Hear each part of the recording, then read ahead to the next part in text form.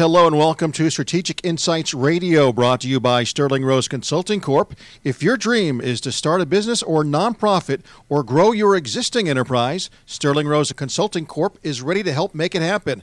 Our business, marketing, and technology consulting services get you started with financial projections, management consulting planning, accounting, and taxes, developing marketing plans and implementing them, growing your market through branding, website development, and social media management, increasing productivity with process improvement and automation, and selecting and using the right technology with our business technology strategy consulting and Zoho customization and implementation services. And the host of the show is Jennifer Roos with Sterling Rose Consulting Corp. And Jennifer, I'll let you take it away. Actually, today I've got a great special guest. I have Doug Marranci from Prep ATL. And Doug actually is the founder of Prep. He is the Chief Operating Officer and Director of Business Development with 40 years of industry veteran. Started as a child in his family's food business, the passion for industry followed him as he launched 7 restaurant concepts in the Carolinas, from coffee houses to an upscale Mediterranean concept. In 2010, after coming to Atlanta to launch Atlanta Restaurant Exchange, a real estate brokerage, Doug actually discovered the need for commissary kitchen spaces in Atlanta as the demand was increasing for affordable spaces to start or grow food-related businesses. Doug has actually helped to launch and accelerate more than 350 businesses at Prep over the last 5 years, lending his expertise in business mentoring, restructuring, branding, market development, operational consultation, and sharing strategies that work for many Prep members over the years. Actually, Doug has helped to navigate and simplify the maze of regulations required around food operations. And one of the neat things when I met him, and actually met his business partner, was that he took a concept, a need that was out there for the commercial kitchen space, for all of these food trucks, these areas that just didn't have the right space to store their food, to create their image and idea, and actually found and created a location where they could all work and actually structure their idea and their business with limiting their overhead, which was fantastic. So I'd like to introduce Doug, and thank you so much for coming on today. Jennifer, I appreciate the opportunity to be here. So why don't you tell me a little bit about why you came up with this particular concept? In the real estate brokerage, there were some changes in regulations, and we started getting phone calls from people. We got to where we were getting 15 to 20 phone calls a day for months for people who had been put out of business by new regulations. And the only solution for that was a managed kitchen space. So we worked on the plan for about 2 years, met our current business partners, worked on it for another 2 years before we launched, and now we're in our 6th year of operations. We heard so many people. This was a time that the economy was crashing, one of the best times to start a commercial real estate brokerage, as you can imagine. Oh, yeah, big time. So we came up with a plan after hearing people call and just people in tears. You know, people had bought a food truck and they have a $150,000 lawn ornament, or at that point a spouse may have been lost their job or been laid off, and the other spouse had been baking cookies and selling them to restaurants, and all of a sudden they couldn't get their business license renewed. In the real estate brokerage, a lot of people were calling looking for closed down restaurants because they knew they needed a commercial kitchen, and that really was the only option. So we put a lot of people into closed down restaurants. I saw people invest a lot of money into something that wasn't really theirs and may not work for them. And we continued to get the calls for people needing this kind of service. So I gave most of my marketing stuff to JR, my business partner, and the brokerage aspects to my other business partner. I locked myself away in a basement office and spent about 2 months coming up with a business plan for what you saw at Prep today. Yeah, and it's pretty neat. I'd love for you, because I know that most of our listeners have never heard of Prep, actually. Unless they're in the restaurant space, they might have come across it. But I was really fascinated. I've seen both facilities here in Georgia now, and it's a fantastic space, and it's amazing to watch, just everybody working together in the different spaces within it. Mm-hmm. But I found it really interesting how you can separate out for the different types of foods, the different types of industries that are in there, and how you can keep it where it stays solid to what their concepts are, within the space, which is it's just a fascinating structure. Mm-hmm. And I loved what you were able to do. And I know that there are a lot of people out there that have to lease out space in a commercial kitchen somewhere, or they've got to go to an event space and lease out at an event space. And instead, you made this whole concept where they can just go right here, right, in one place, and they can store everything, and they can also prepare. They don't have to just store. Right. So right. I just found that really a fascinating space. It is, and one of the biggest roadblocks to somebody starting or creating or accelerating a food business is that when you're dealing with the FDA, the health department, or departments of agriculture, they are translating regulations. If a law says if you drive 10 miles over the speed limit, you're going to get a ticket, regulations are a paragraph. And whoever's reading that paragraph, and depending on how they feel that day, is going to interpret it one way. And so you can make a phone call, get an answer to help you start your business, and you can call someone else in the same department the next day and get a completely different answer. That's what makes it difficult for people. If you go online and Google how do you start a food business, you're going to get all kinds of conflicting answers and advice. Oh, yeah. It took us about 2 years to finally understand all of the regulations so that now we can help people, walk them through the path. When they leave our office, they have all of their applications filled out and they're ready to apply for permitting. That's probably one of the biggest hurdles that stop a lot of people from starting a food business or from growing their food business. Well, I know. I mean, I've helped start a number of restaurants over the years, and one of my biggest things is going through the different licenses and permits is once they're doing the build-outs, too. We have such an issue with the grease trap here, or the hood there, or the space in the bathroom, or... Right, I mean, right. especially depending on if it's food or not, how if you're cooking, you have to have certain requirements around where you put things and how they're structured, and if it's ADA or not. And I mean, there's just so many different pieces that you eliminate the need for that at the moment while they're trying to build up their business and make the Correct. money to be able to provide those, provide the time and income to support something like that. Right. So we actually started with some food truck basis of operations, and the main part was a large shared kitchen. They call them community kitchens, different things like that. So people come in and they can rent a station, and while they're using that station, they have access to all of the different cooking equipment. We may have a caterer working beside an agriculture producer, working beside someone baking bread, and we monitor it. We have some responsibility for making sure that everybody's doing what they're supposed to do, that they're trained, that they can do their business, because the people that come to prep it's their livelihood.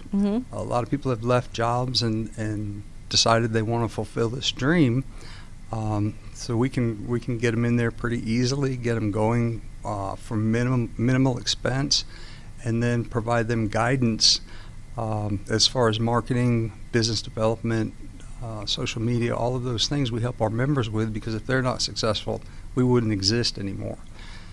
What happened, we saw producers in the shared kitchen that all of a sudden had boxes piled up to the ceiling. Case of a salsa manufacturer. He's got boxes of tomatoes all the way to the ceiling on one table, boxes of jars on the other, and then he's trying to juggle and get out pallets of product, but he wasn't ready to get his own space, still wasn't ready to find a place or build out something. And so that gave us the idea for Prep 2 and also where you've been Prep 3. So these locations are dedicated kitchens. They're the same concept, and we have kitchens anywhere from 100 square feet up to about 7,000 square feet. And the same way they can get in the shared kitchen at very low barriers to entry, it's the same with dedicated kitchens. So people can come, they can grow, they can go into those larger kitchens, and then once they're a member of Prep, they're a member. So if they grow even more, we move them to a larger kitchen. We just got our occupancy permit on Prep 3. That's the one that faces 85 that you can actually see from the highway. And they operated for 2 months and realized with contracts that they had coming in that they were outgrowing their space already. So we've actually had someone that was there for 2 months and is moving into another unit that doubles their space. That's fantastic. I know coming from, because this is kind of a combination things, right? You're coming in with industry experts, and you are an industry expert in yourself, but you are also coming in as an entrepreneur on this. Right. This is a new concept, a new idea of how to do something, and there are barriers to entry to that. Mm-hmm. And coming in at the time you did too. What were some of the things, because a lot of the people on here are actually entrepreneurs and people who are thinking about having a business or just started a business. What kind of hurdles did you end up having to overcome? I would say the biggest asset was perseverance. You have to persevere long beyond many normal people would persevere. I actually had people take JR aside and ask, is Doug okay? Why does he continue trying to do this? And I think a lot of people that are entrepreneurs hear that themselves. It's a roller coaster ride. It is. And so our barriers was people not understanding the concept.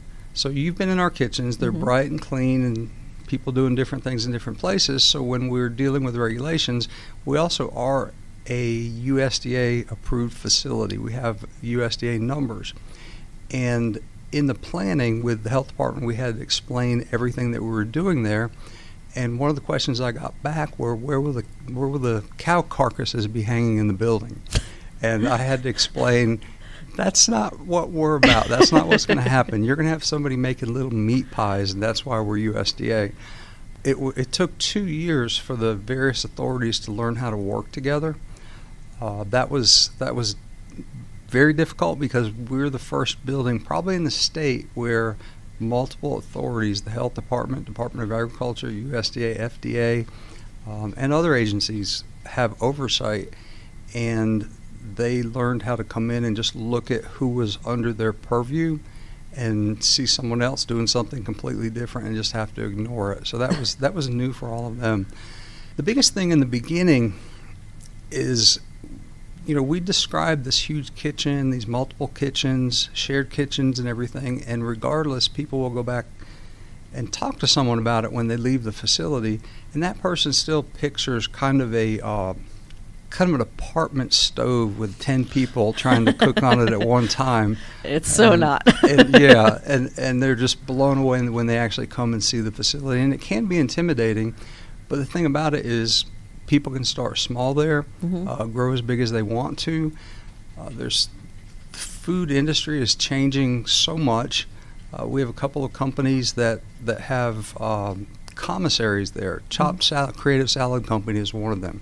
So the idea with restaurants, they don't have to have a full kitchen build out at their locations.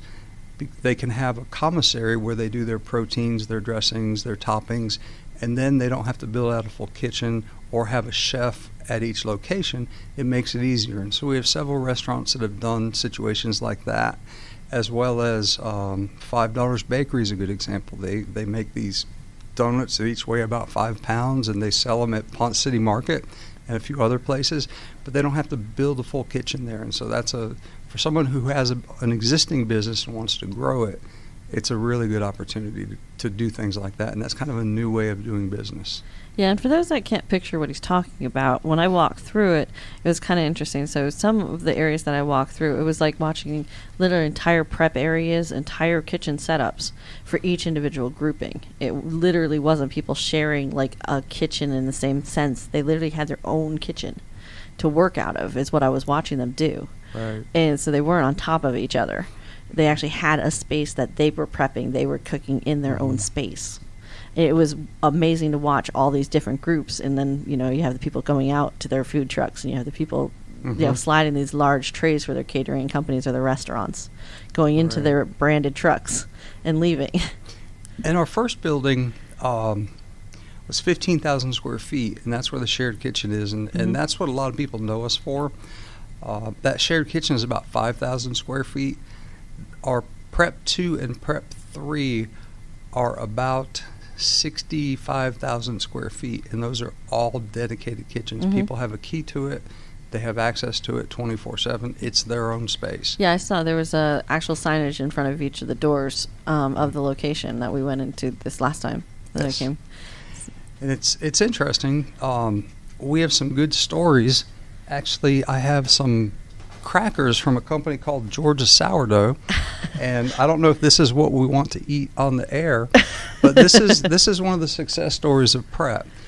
She started out in the shared kitchen and was making some crackers and selling them at farmers markets. Okay. I remember when she first started and was excited. She sold 20 bags of crackers. Tracy would show up in my office as she's growing, and she would say, "Oh my gosh, I've got to make 50 bags of these crackers." We helped her through the next level. Long story short, she's now in a 2,200 square foot facility. She's actually right down from our office making these crackers. And so she's someone that's come up through the ranks. She got where she was doing 6 pallets of crackers out of the shared kitchen. Oh, wow. So you can imagine what that looked like. I mean, we had them in the hallways. We had them all over the parking lot. They were everywhere. And so now she's got a full How'd you get around that facility. parking? We don't. We just it's like Jenga or something. Really, honestly, you just pull something out and hope something doesn't fall into place. No, it's amazing because, I mean, similar to what I do, right, is you take a lot of my business is talking to small businesses or people who have a great idea and can't formulate it, don't have the processes or understanding of what to do, how to grow a business or create a business properly. But they've got the great idea. They have the talent. Mm-hmm. You know, they have the passion to do it. Right. They just need the place and the guidance. Right. And you provided a place for people who have this ability to bake or this idea to cook or something that's unique and something passionate that they have, and gave them a space to do it in. I give them the tools to do it. You gave them the space to do it. Right, and right. couple it with the tools to help them grow. Right. And it's just, I love the concept, and I love because my whole reason behind doing my business also was to create this place where I could help companies that needed help to realize and stay and scale and Right. actually survive. Right. And that's why I built the business I did. And so it's fun to watch other companies that do the same thing. You know, yours is very specialized in your industry, and mine's all over the place. But Yeah. but it's still fun to watch. And you've done such an amazing job. You've done it here. You have offices here throughout Georgia, in the Atlanta area. You have an office down in Texas as well. Yes. Austin is going under construction shortly. Yeah. So, I mean, it's growing throughout the United States now. It's not just a concept here, which is fascinating too. For that kind of expansion, I mean, what kind of hurdles have you had to run through to deal with that? The biggest thing is finding the right place to go. A lot of times we look for young technology. The best thing that all of us appreciate now is that many people can't cook today, don't know how, and many of the rest of the people don't have time. Yep. And so that's the benefit for all of our businesses, is that people are looking for convenience. And they're also looking for clean labels, and that's one thing we're proud of at Prep. As far as we know, we don't have anybody using strange, unrecognizable chemicals. All the labels that I've seen are clean, standard ingredients. You can recognize them, and that's something that a lot of people are looking for as well. No, that's great. I mean, especially right now, I know the trend is towards clean food and towards farm to table. That's the other big thing and you going local. Right. And you right. provide a place where you can actually go local. So you can get the ingredients and stay in the same area and actually cook. Right. Which right. makes it a fascinating, use of the trend as well. Right. And for us looking for places to be, we have to be in an industrial location. And we also have to be in a place where someone's not going to be afraid to drive in their car at night. And that's not always the same thing.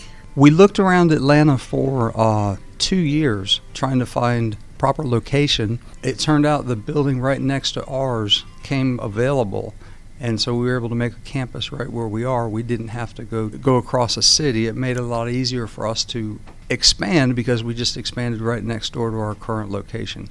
Most of the places that we came across in Atlanta were just in areas, if it's an industrial area, it's by the railroad tracks, things like that, and just people would not have felt comfortable going there. Yeah, there's some scary areas Yeah. in some of it. Yeah. And especially because in your industry, I mean, they could be cooking all night. Right. They could be right. there at weird hours because they've got to do food prep before places open. 24/7. Yeah. Right. So, I mean, I've shown up at weird times and people are just arriving or just leaving, or, it's all over the place. Right. So right. I can understand feeling that level of safety too. And one of the other things I was very impressed with your location was how much safety and security you have. I mean, you cannot enter the front door without actually having either an actual key card or some kind of an RSA device to get in the door. Right. We're actually under the jurisdiction of Department of Homeland Security. A lot of people don't think about it, but food manufacturers are targets. Can be terrorist targets. If we have someone making salsa that's in grocery stores across the country. Well, if they sneak in, there could be a lot of havoc because these products are distributed all over the place.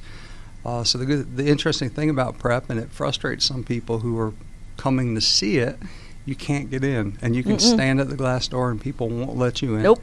They say there's a sign up there, if you're supposed to be here, you know who to call and how to get in.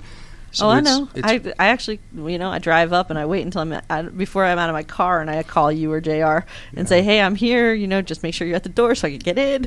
Right. That's interesting. And then we have a lot of cameras. Matter of fact, we were resetting up 3 camera systems today. And we monitor who's coming and going. We monitor production in the shared kitchen to make sure people are doing what they're supposed to do. One thing about being a serial entrepreneur, too, and first of all, when you are an entrepreneur and you come up with your plan, the great plan that you're going to do or die, I can promise you 6 months into it, a year into it, that plan doesn't look anything like where you landed. No, I mean, it's the old adage, right? Plans are made to be broken. It's great to start out, and it helps. What plans do, and you do need them. So I urge everybody listening, create one, okay? You need to have one to start out with. You need to put down your vision and figure out where you think you want to go. Right. Now, your customers, your vendors, your manufacturers, whatever it is that you are part of, including your investors, if that's the direction you go in, will help to change that plan for you.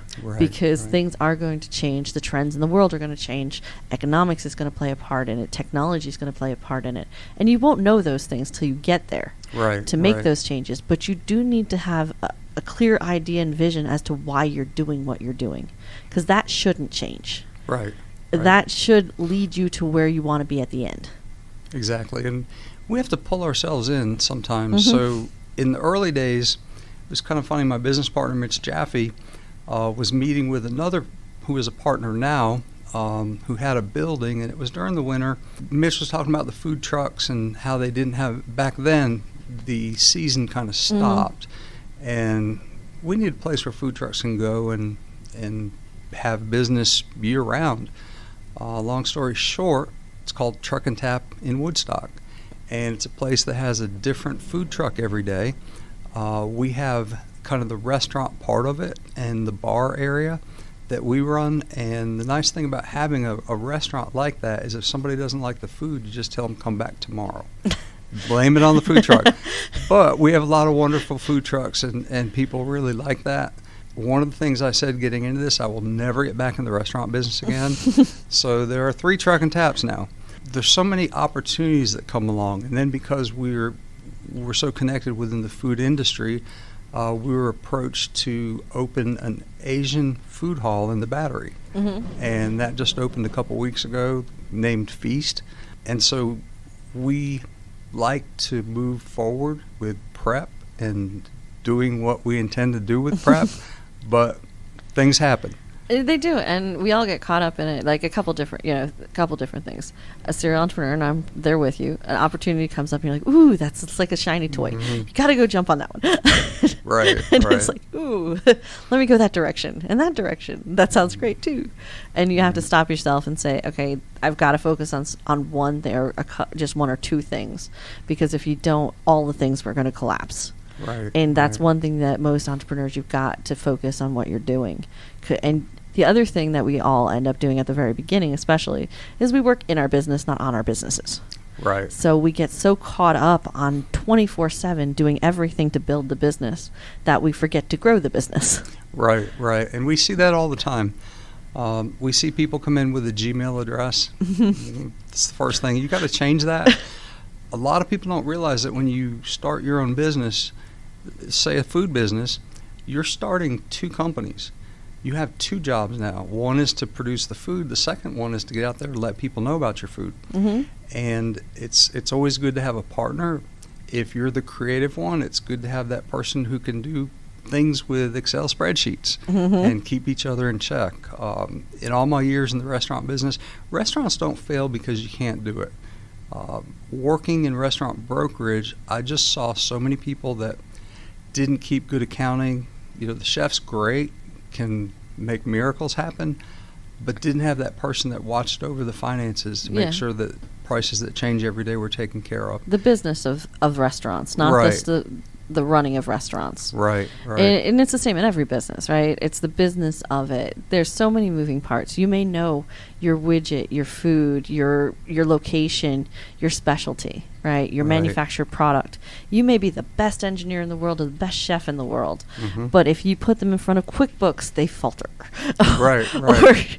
Or you ask them what licenses or what insurances they may need and have no clue and say, oh, it's no big deal, I just get my basic. Doesn't work that way. Right. It's the knowledge of doing the business behind the business that a lot of people I've noticed just are missing that capability.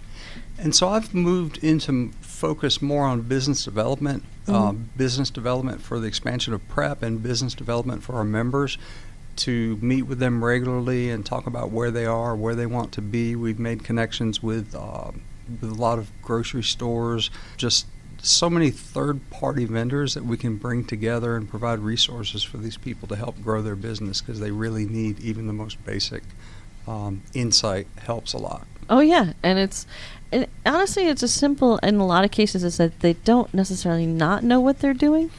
It's that they're totally unsure and no one's ever guided them in the right direction. Right. And it's just being there as a sounding board sometimes. Yes. It's that simple. Because they're like, well, I have 50 different choices. Now what do I do? And in my day, in my 10 or 12-hour day, the hours I spend with a member, listening to them talk about their business and giving them ideas on how to grow it and seeing the excitement, that's really what stimulates me now. After all these years, I enjoy it, and that's my bright time in my day when I get to see the lights come on in somebody's eyes. Yeah, I said the fun part for me, right, and like a similar years, I like getting up in the morning and go to work. I love what I do. I like going in and helping businesses. I like understanding what they do and how it all functions and helping them to make things work even better. And taking ideas and changing things around and moving things about and actually watching them scale and grow and helping them, create the pieces to help them do that.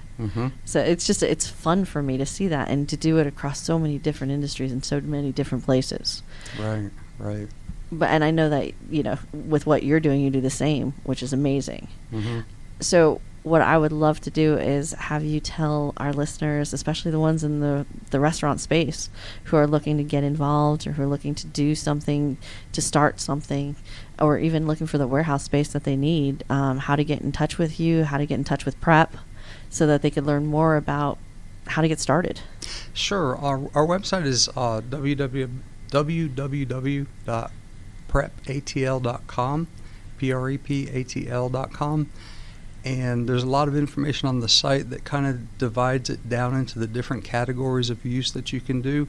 We actually just purchased the former Cordon Bleu Cooking School, and we'll be building kitchens in that location. Nice. But it's easy to go on our site and make an appointment to come, and we'll spend time hearing about what you want to do and find out how it can work for you and make something that fits the needs for whatever level of business it is. All right. Thank you very much, Doug. And thank you, Jennifer. A reminder, this has been Strategic Insights Radio here on Business RadioX. To find out more about Sterling Rose Consulting Corp., contact Sterling Rose Consulting Corp. at 470-202-8659 or visit the website sterlingroseconsultingcorp.com.